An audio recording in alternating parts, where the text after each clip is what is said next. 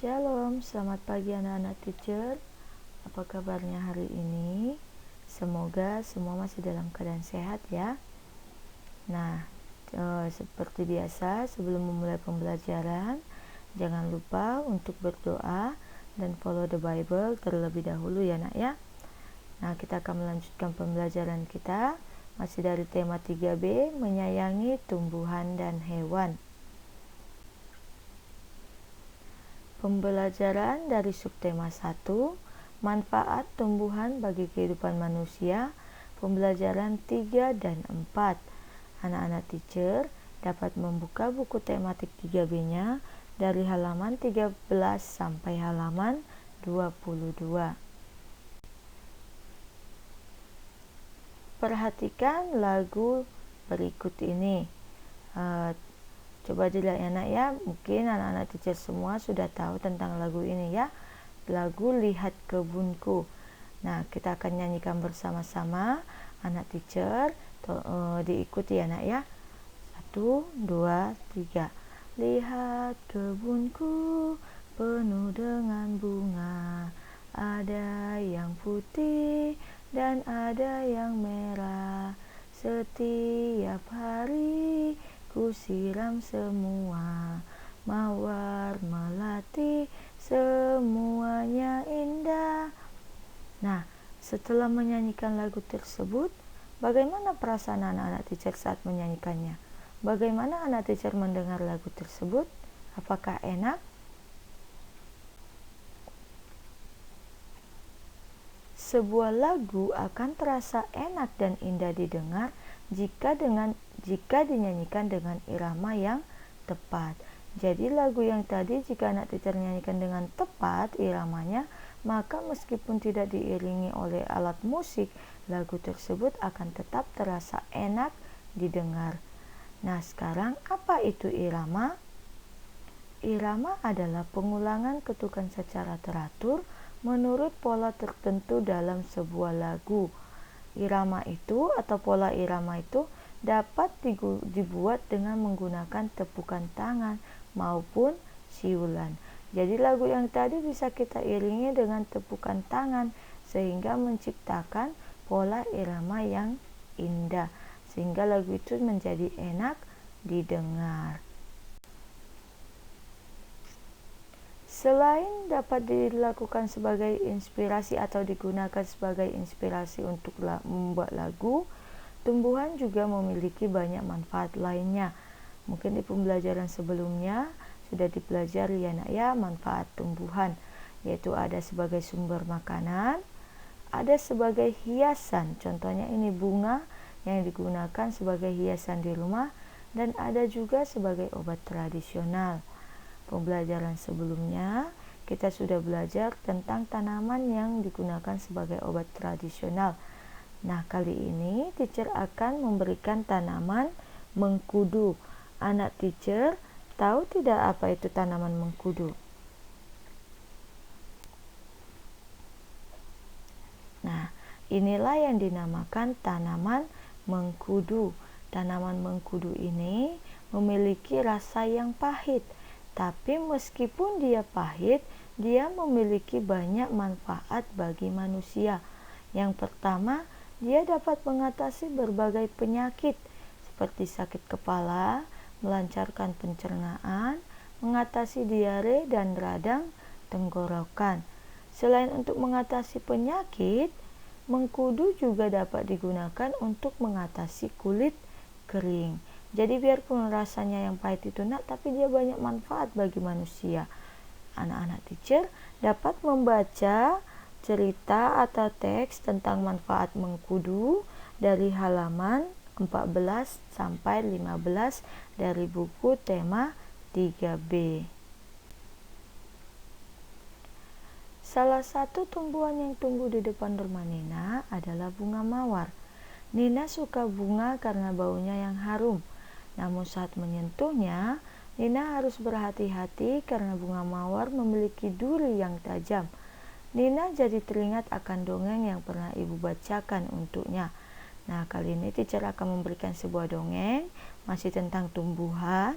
Anak teacher ikuti ceritanya ya nak ya.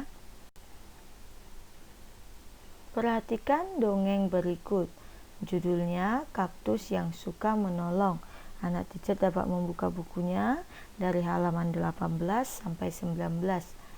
Di suatu hutan yang rindang, tumbuhlah beraneka ragam pohon dan tanaman. Ada pohon pinus, bunga matahari, bunga mawar, dan kaktus. Bunga mawar tumbuh mekar dan indah.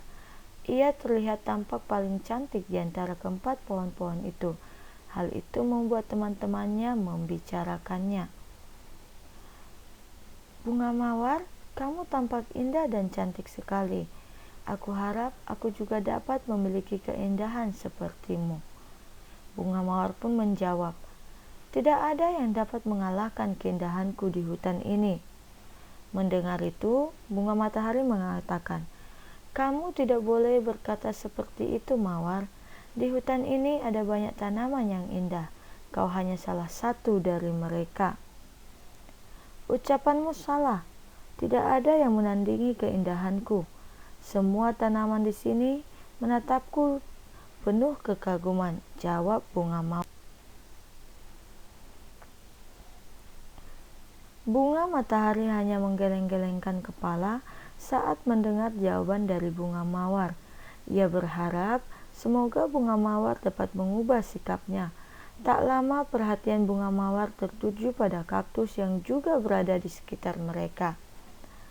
Lihatlah tanaman itu, penuh duri dan tampak menyeramkan.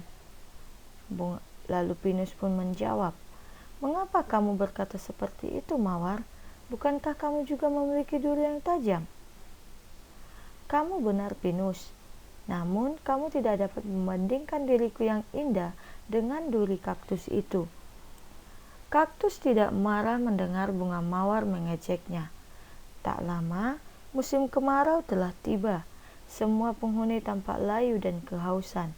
Suatu hari, bunga mawar melihat seekor burung pipit sedang menempelkan paruhnya ke batang kaktus dan terbang menjauh.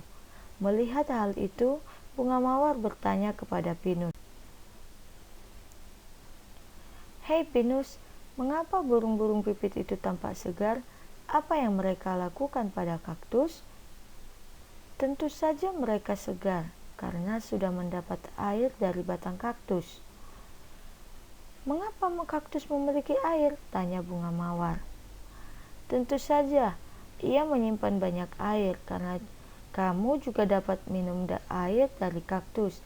Mintalah bantuan dari burung pipit agar membawakan air untukmu. Sebelumnya, kamu harus meminta izin kepada kaktus. Bunga mawar malu meminta air dari kaktus karena ia telah mengejek kaktus. Akan tetapi, jika ia tidak meminta air, bunga mawar akan mati karena layu. Akhirnya bunga mawar memberanikan diri untuk meminta bantuan kaktus. Kaktus, maafkan aku sudah mengejekmu. Kini aku hampir mati karena layu.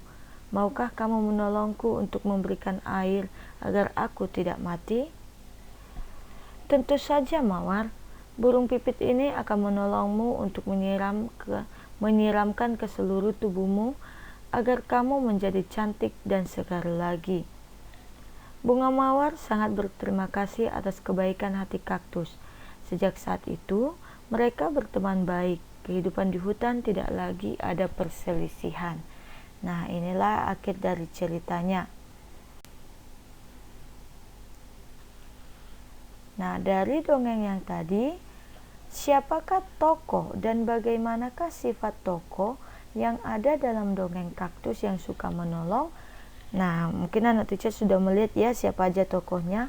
Yang pertama itu ada pohon pinus. Pohon pinus itu sifatnya baik hati. Yang kedua ada bunga matahari. Dia juga memiliki sifat yang baik hati. Ada kaktus. Kaktus ini sifatnya baik hati dan juga pemaaf.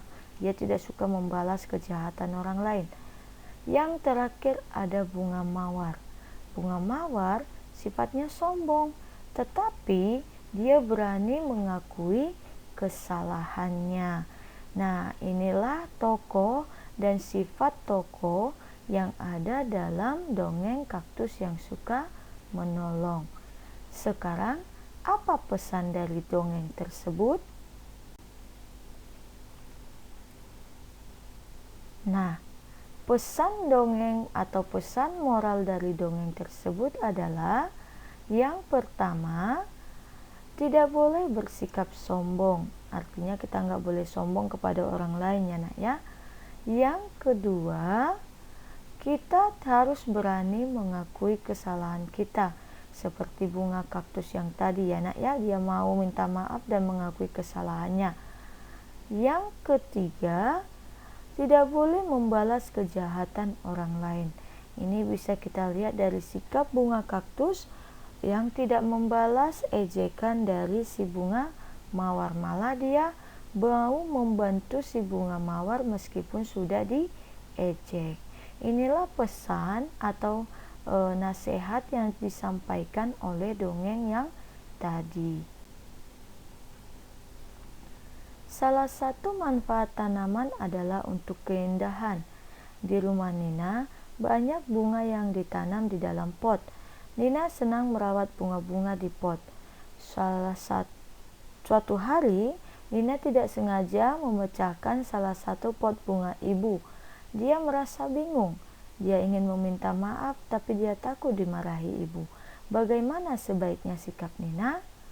Nah, menurut anak teacher, bagaimana sikap Nina? Oke, kita lanjut ya anak. Pernah nggak anak teacher melakukan kesalahan? Saat anak teacher melakukan kesalahan, apa yang anak teacher lakukan? Seperti Tina tadi, apa yang anak teacher lakukan setelah melakukan kesalahan? Iya, benar. Saat kita melakukan kesalahan, kita harus berani meminta maaf. Seperti si bunga mawar tadi. Mengapa? Karena dengan meminta maaf, kita akan merasa lega dan hubungan dengan orang lain akan tetap baik. Untuk meminta maaf dibutuhkan keberanian, karena anak pemberani akan berani meminta maaf jika melakukan kesalahan. Sama seperti bunga mawar tadi, ketika dia melakukan kesalahan kepada si kaktus, dia berani mengakui kesalahannya dan meminta maaf. Inilah ciri-ciri anak yang pemberani, karena seperti dikatakan, anak yang pemberani itu berani meminta maaf jika melakukan kesalahan. Jadi yang harus Nina lakukan adalah meminta maaf kepada ibu. Meskipun dia nantinya akan dimarahi, tapi dia harus berani meminta maaf dan bertanggung jawab. Selain tadi untuk memberikan sumber makanan, pelajaran sebelumnya juga memberikan oksigen, tumbuhan juga memberikan tempat untuk kita berteduh. Mungkin saat kemarau anak teacher ada yang suka duduk di bawah pohon, kalau ada pohon depan rumahnya ya, pasti akan memberikan tempat yang teduh untuk kita duduk ya, untuk kita berteduh. Nah, di bawah pohon yang rindang kita akan merasa segar dan sejuk, tidak akan kepanasan. Kita dapat terlindung dari sengatan sinar matahari. Nina dan teman-teman di kelas 3 melakukan kegiatan olahraga. Mereka melakukan gerakan memutar dan meliukkan badan. Perhatikan gerakan memutar dan meliukkan badan berikut ini. Jadi anak teacher dapat mempraktekkannya di rumah ya nak ya. Yang pertama, badan berdiri tegak. Yang kedua, rentangkan tangan ke samping. Lalu putar tangan ke depan 3 kali dan ke belakang 3 kali. Setelah itu badan berdiri tegak kembali.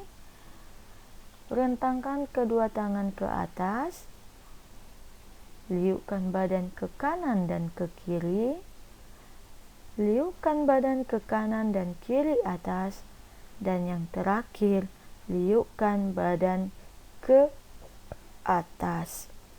Anak teacher dapat mempraktekkan gerakan ini di rumah. Ingat, gerakan ini dapat kita lakukan sebagai bentuk pemanasan ketika kita ingin melakukan olahraga.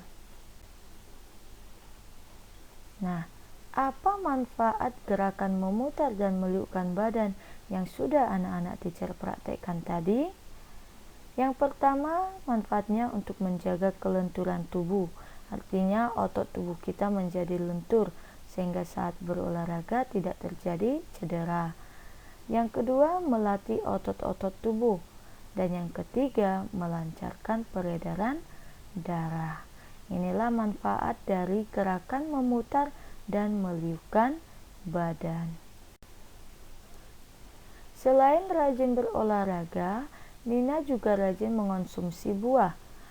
Hari ini, Nina menemani ibu membeli buah ke pasar. Di toko tersebut terdapat 2 buah kotak. Kotak pertama berisi 480 jambu, sedangkan kotak kedua berisi 515 jambu. Berapa jumlah seluruh jambu? Nah, soal ini dapat kita selesaikan dengan cara penjumlahan. Di pembelajaran sebelumnya sudah kita bahas ya nak ya, yaitu tentang sifat pertukaran pada penjumlahan. Nah, sekarang kita akan melihat cara penyelesaiannya. Pertama kita tuliskan 480 tambah 515. Nah, di sini 480 tambah 515 dia dapat menghasilkan 0 tambah 55, 8 tambah 9, 8 tambah 1 9, 4 tambah 5 9. Jadi 480 tambah 515 adalah 995. Dan jika ini kita balik, 515 tambah 480 hasilnya adalah 599. Coba nak teacher perhatikan apakah hasilnya sama? Iya, sama. Jadi dapat kita katakan bahwa 480 tambah 515 sama dengan 515 tambah 480. Nah, inilah yang disebut dengan sifat pertukaran. Oke, sudah paham anak-anak teacher? Oke, teacher rasa sekian penjelasan dari teacher. Untuk hari ini kita tidak mempunyai tugas, tapi teacher harap anak-anak teacher tetap menonton videonya agar anak teacher dapat mengerti. Sekian penjelasan teacher untuk pembelajaran 3 dan 4. Terima kasih buat anak-anak teacher. Tuhan Yesus memberkati.